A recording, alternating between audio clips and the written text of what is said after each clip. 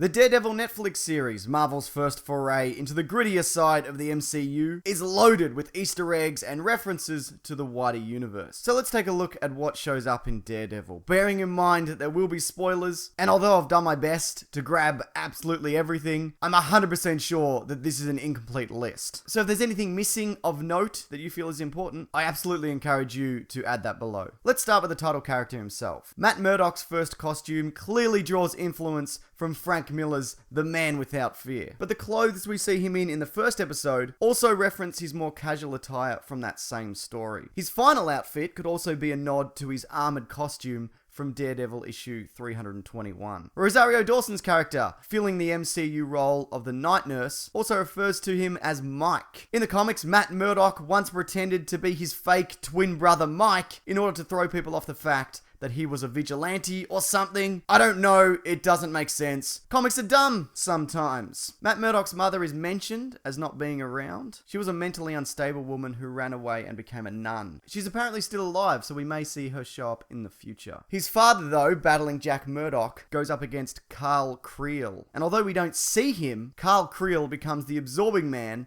as seen in Agents of S.H.I.E.L.D. And speaking of, Matt Murdoch is said to be taken in by St. Agnes Orphanage. Skye from Agents of S.H.I.E.L.D. was also said to have been raised at an orphanage with the same name. Karen Page is also one of Daredevil's partners in the comics. Throughout the episodes, she made numerous references to her dark past. In the comics, her character has been put through the absolute ringer. Once tricked into believing she had HIV, once becoming a drug addict, once appearing in illicit videos, and in addition to all this, she has a lunatic father and is currently dead. So her past indiscretions could easily refer to any of those things, except for probably the death thing. Another one of Daredevil's love interests, Elektra, is referred to also, but not seen. She's mentioned in passing as a Greek girl he dated from college. Stick gets an episode. Crazy old Stick, as played by David Carradine. I mean Lance Henriksen. I mean Clint Eastwood. No, sorry, I mean Scott Glenn. He's always banging on about an impending war or something, and although it's not explicitly stated, it's probably between his martial arts clan, the Chaste, and the Hand. The man we see Stick talking to at the end of his episode is probably Stone,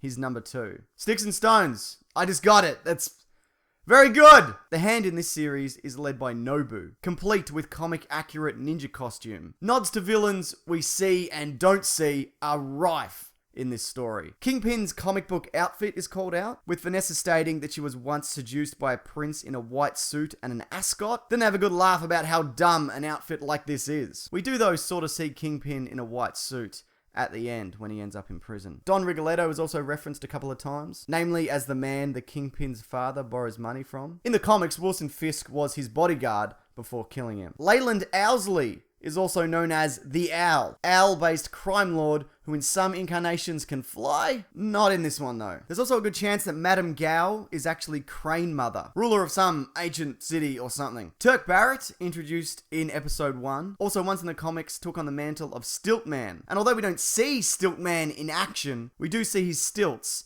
in Melvin Potter's workshop. Melvin Potter is also the Gladiator, though it looks as if not as of yet. We see both his symbol and the designs for his spinny blades in his workshop. The woman that he's super paranoid about trying to keep safe is Betsy Beatty, his therapist, who later becomes his wife. Bullseye, one of Daredevil's greatest foes, is possibly alluded to and maybe even seen. Aside from all the playing cards that show up, a weapon he's fond of using, the sniper who takes out that police officer is carrying what looks to be an ace of spades, meaning he could actually be Bullseye. There's also a lot of nods to the larger Marvel universe. We discover Hell's Kitchen is in disrepair because of the Chitauri invasion. Ben Urich is seen to have covered this event, as well as when the Hulk went berserk in Harlem. There's also a lot of disapproving references to heroes in masks, possibly a hint towards Civil War. There's the name Barton in the gym where Jack Murdoch trains. Could be a nod to a relation of Clint Barton, possibly his father Harold or his brother Charles. To my knowledge though, neither of them are boxes. The Atlas Comics logo can be seen on the door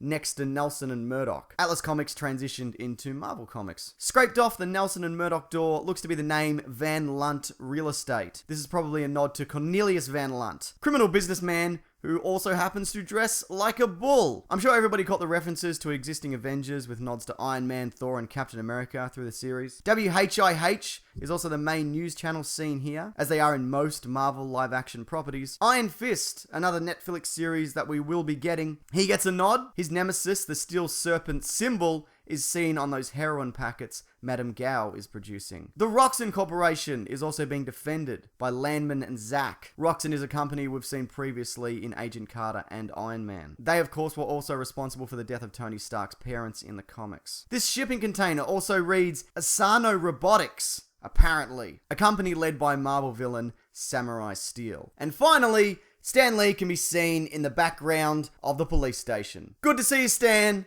You look great. That's about it, everyone. If you like this, maybe you'll like this video covering the best Easter eggs from Agent Carter, a lot of which tie into Age of Ultron, and this video on the top 5 Daredevil stories. Also have a podcast called The Weekly Planet, this Monday's episode of which will look at the Daredevil series in all sorts of depth. We're talking story, we're talking fight scenes, we're talking stilt man. All of those things will be linked below and at the end of this video. But what was your favorite Daredevil Easter egg or reference? And like I said, if I've missed anything that you feel is important, please feel free to include that below. Thanks everyone, take care.